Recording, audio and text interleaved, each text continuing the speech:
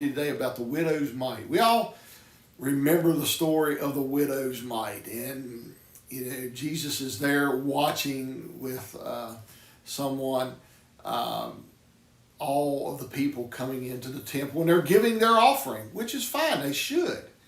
And then this little woman comes in and she gives a mite, which is probably not even worth a penny to us, but considered a penny.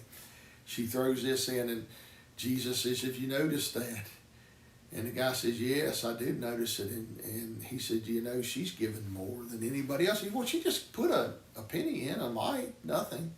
He said, "But she gave out of her poverty, out of her wantonness, where all the rest of them gave out of their abundance." You see, sometimes small gifts are the best gifts. Sometimes it's what it's given with. Sometimes that small thing that maybe somebody thinks is insignificant is very large to somebody else. To that widow, that was all she had.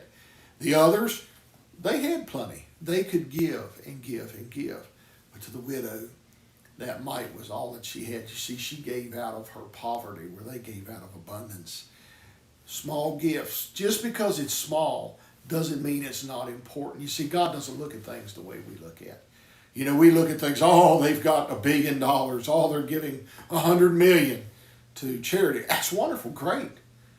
Thank God people do things like that. Thank God people have the means to do things like that.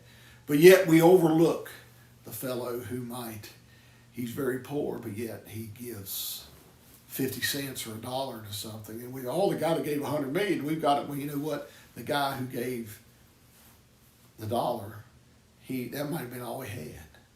Might have been all that he had. So we need to remember, God doesn't look at things the way we do. Small gifts can sometimes be very, very large in the eyes of God, and large gifts actually be very small in the eyes of God. We need to remember it's how it's given, the purpose it's given for, and the heart that it's given with. We always need to be cheerful givers. And I pray today that we would always do that, regardless if we have abundance or if we have nothing, that we give what we give for the glory of God, and we do it with a cheerful heart and with a grateful heart, just as the widow did. Pray today God would bless and